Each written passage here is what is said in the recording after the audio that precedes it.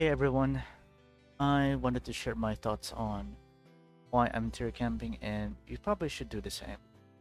So, tier camping is basically just staying at a tier for either a long time or permanently, depending on what kind of goals do you have. I know some people camp a certain tier for a long time, then move on to a new zone. Other people literally permanently camp that tier and just never goes up to a new tier. With that said, though, here is one of my alt accounts. He's farming tier 4. His It's been like 2 or 3 months already, and he already got a mythic defensive pet, which is Dwadin. He's the pet that I exactly want. So yeah, he's pretty lucky. And you might be wondering, why am I tier camping and why should you do the same as I mentioned it in my intro? Well, the first reason that I'm camping this is I want to get several mythic pets and accessories, even mounts. Although I'll probably get like 1 or 2 mythic mounts, then stop there. Uh, I wanted to grind those because I wanted to be more prepared once the day comes where I start to rush through the new zones. There's a specific fusion that I want to go for, and it's this guy. Uh, Me and the entire community calls him Tarbis because he is an amazing bait tank. Specifically, he's an evade bait tank.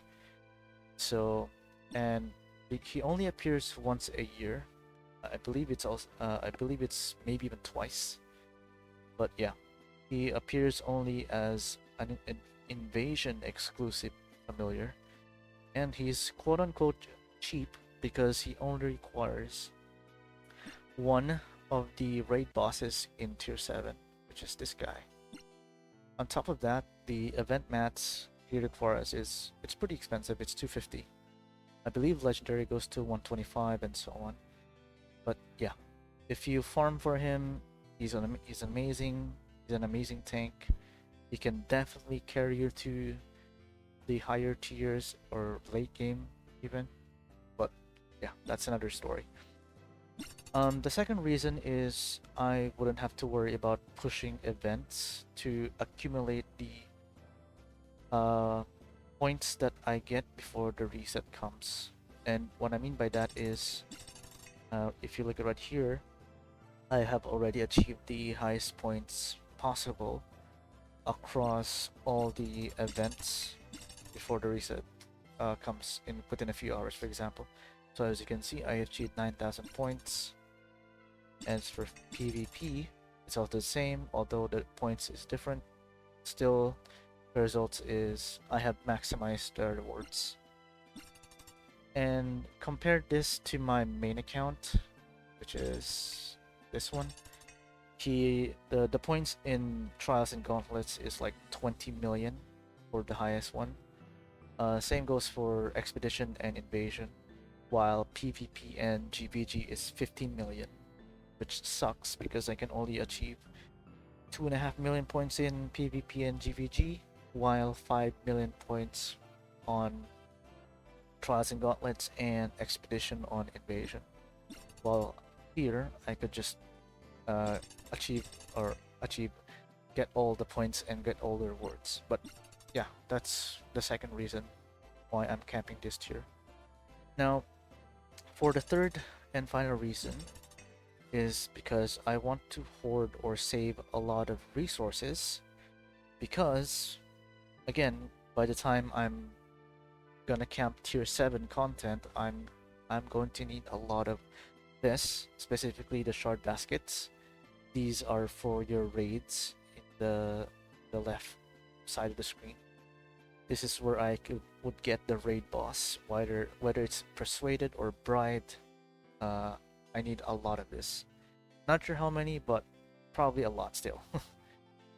But yeah, that's the third and final reason I want to camp this tier 4 for the time being, because right now I'm still using an epic accessory and I want a legendary one.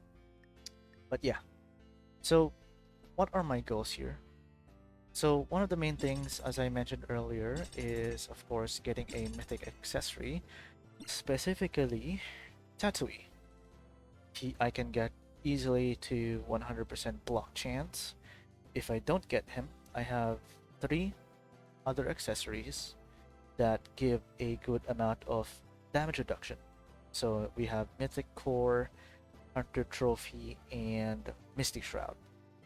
I could theoretically get to either near or perfect 75% damage reduction with just runes and enchants and one of the three accessories here. So I do plan on getting an offensive accessory, and the accessories that I want is either Monarch's Command and or Volstar Wings. Ascendancy is nice because it gives a lot of crit chance, and each upgrade gives like 3% more, so a total of 62%. Fallback is also nice. It's okay. It's nice for DPS, but it's amazing for tanks in the late game. And Kale's power supply is also nice because a decent amount of dual strike and empower, but also SP regeneration. So that's for offensive accessories. As for enchants, I am currently farming the three remaining damage reduction enchants. So once I got all six, I'm going to farm for another six mythic enchants of a different bonus, like let's see, dual strike, empower, speed, block, barrier, and deflect. As for runes, I'm only gonna stick for legendary runes because random rolling a mythic rune is pretty expensive. Even just oh, any of the rune types, they're all pretty expensive. Even just random rolling, because I mean, if you plan to direct craft them, it's like 10 times more expensive. But eventually, though, there will be a time that I'm going to direct craft one of the runes. But I'm probably just gonna go for the meta runes right here, the pentagon shaped runes, and sometimes in maybe even the triangle runes like these these runes. But that will be for a long time. Now, for pets, although I have Dwadin, I do want another defensive pet, and I plan to get two offensive pets each. Sorry, whether it be legendary or mythic. If the legendary pets that I got are not good enough, I'd be happy to melt them, upgrade them to +3, and melt them so I can get two chances of mythic pets. There are some legendary pets that I like to have, such as, let's see, Sardines, Orgoff, Alligator, Pure, and Priestbee. Of course, there are other legendary pets that I couldn't recall their names and their bonuses, but either way, for the mythic variants, if I get another defensive accessory, like this one, I don't mind getting another Dwadin.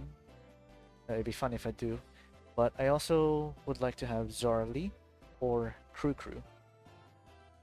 Altumbis and Squeeb are nice, but I get it's more like a solo tank pet because the people in mid game or late game use these pets to solo content like World Boss, Transfer Gauntlet, and PvP.